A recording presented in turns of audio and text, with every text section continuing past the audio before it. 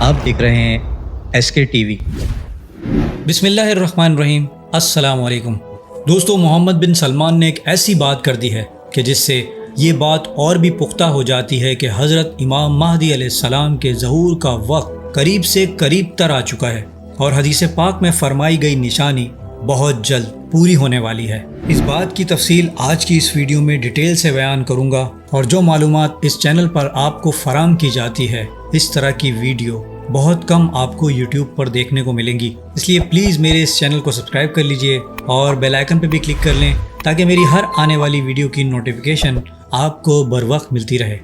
دوستو، فلسطین اور اسرائیل کی جنگ شروع ہونے سے بھی پہلے مشرق وسطیٰ میں عالم اسلام کا لیڈر سمجھے جانے والا ملک یعنی سعودی عرب اسرائیل کو تسلیم کرنے جا رہا تھا، اور سعودی عرب اور اسرائیل کے درمیان ایک امن معاہدہ ہونے ہی والا تھا کہ اسرائیل اور فلسطین کی غزہ میں جنگ شروع ہو جاتی ہے۔ مگر اس جنگ سے پہلے ایسا لگ رہا تھا کہ سعودی عرب اسرائیل کے ساتھ دوستانہ رشتہ قائم کر کے مسلمانوں کی عظیم قربانیوں کو بھلا کر اور ان قربانیوں کو رونقتے ہوئے نہ صرف اسرائیل کو تسلیم کرنے جا رہا تھا بلکہ اسرائیل کے ساتھ ایک بہت بڑا تجارتی معاہدہ بھی کرنے والا تھا، جس سے خالصتاً اسرائیل اور امریکہ کو ڈائریکٹ فائدہ پہنچنے والا تھا۔ مگر اللہ سبحانہ و تعالیٰ کو کچھ اور ہی منظور تھا، اور 7 اکتوبر 2023 کو غزہ سے اسرائیل پر ہزاروں اسکرٹ میزائل سے حملہ ہوتا ہے، اور اس کے بعد اسرائیل اور سعودی حکومت کی پیار، محبت اور امن کی باتیں دم توڑ جاتی ہیں، اور آج اس بات کو 10 مہینے سے بھی زائد کا عرصہ گزر چکا ہے، اور اس عرصے میں غزہ کے 22 لاکھ مسلمانوں سے ان کا اپنا گھر چھین لیا گیا، اور آج فلسطین کے مسلمان اپنے ہی ملک میں مہاجرین سے بدتر زندگی گزارنے پر مجبور ہو چکے ہیں، اور ان 10 مہینوں کے درمیان غزہ میں ہزاروں کی تعداد میں فلسطینیوں کو شہید کیا جا چکا ہے، اور آپ دیکھیے کہ دنیا کے امن کے منصفوں کو اسرائیل کی بربریت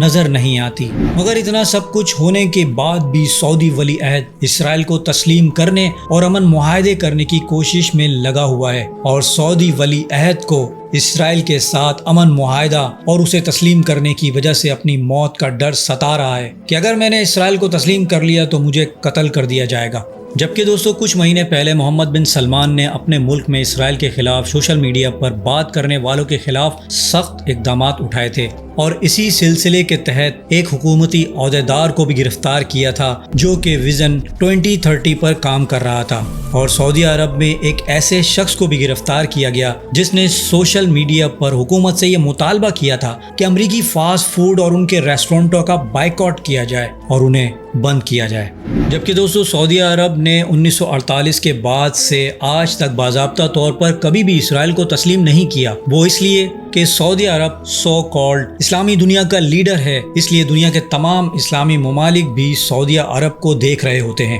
اور جب سے محمد بن سلمان سعودی عرب کے ولی عہد اور وزیر اعظم کے منصب پر فائز ہوئے تو اس کا جھکاؤ اسرائیل کی طرف ہو چکا ہے، اور محمد بن سلمان کے دور حکومت میں سعودیہ اور اسرائیل کے تعلقات کافی حد تک نارمل ہو چکے تھے، اور سعودی عرب اسرائیل کے ساتھ ایک امن معاہدے کے قریب تھا۔ اور دوستو، یہاں میں آپ کو بتاتا چلوں کہ سعودی عرب آج تک ان ممالک کی فہرست میں آتا ہے جو ابھی بھی اسرائیل کو ایک ملک تسلیم نہیں کرتے۔ وہ یہ سمجھتے ہیں کہ اسرائیل نے فلسطین پر قبضہ کیا ہوا ہے۔ ان ممالک میں پاکستان، ایران، بنگلہ دیش، افغانستان اور سعودی عرب شامل ہیں، اور یہ تمام ممالک اسرائیل کو ایک ملک تسلیم نہیں کرتے، یعنی انہوں نے آج تک اسرائیل کو تسلیم نہیں کیا۔ مگر جب ڈونلڈ ٹرمپ امریکہ کے صدر بنے تھے تو ان کے دور میں USA نے ایک ایگریمنٹ شروع کیا تھا جس کا نام دا ابراہیم اکارڈ تھا، اور اس وقت کی ٹرمپ ایڈمنسٹریشن نے مڈل ایسٹ کے کئی عرب ممالک کو پریشرائز کیا تھا کہ وہ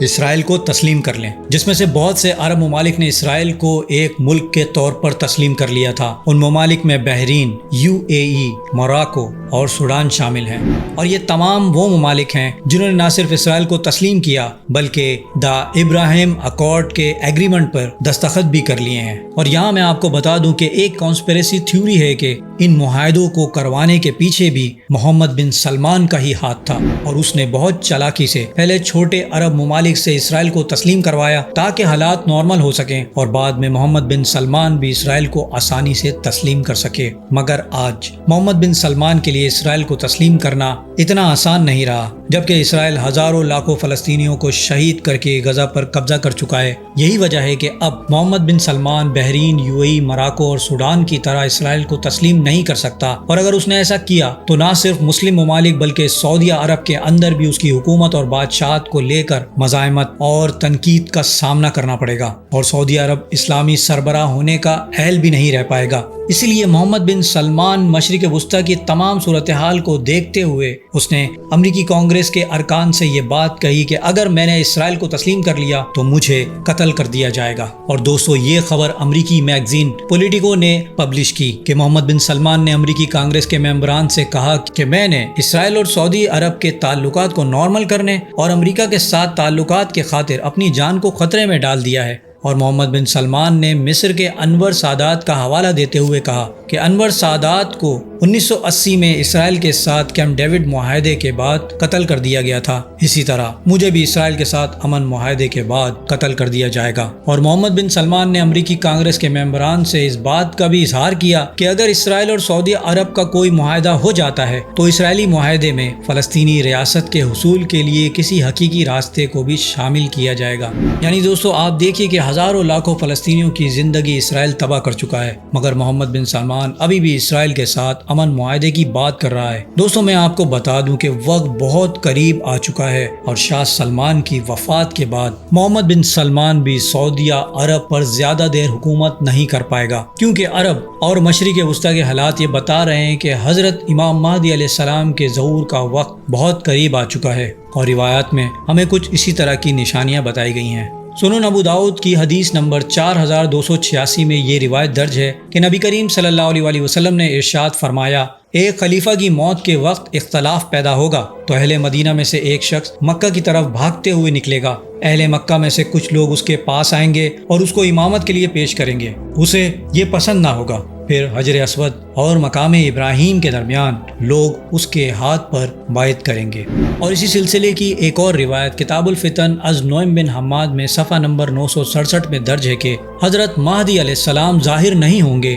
یہاں تک کہ قیل جو کہ سردار ہے وہ اور اس کا بیٹا دنیا میں باقی نہ رہیں، یعنی بادشاہ کے بعد اس کے بیٹے کا بھی انتقال ہو جائے گا۔ اور دوستو، شاہ سلمان کی طبیعت ناساز ہے، اور محمد بن سلمان نے خود اپنی موت کی خبر دنیا کو دے دی ہے کہ اگر اس نے اسرائیل کے ساتھ امن معاہدہ کر لیا تو اسے بھی قتل کر دیا جائے گا۔ اللہ اکبر کبیرہ۔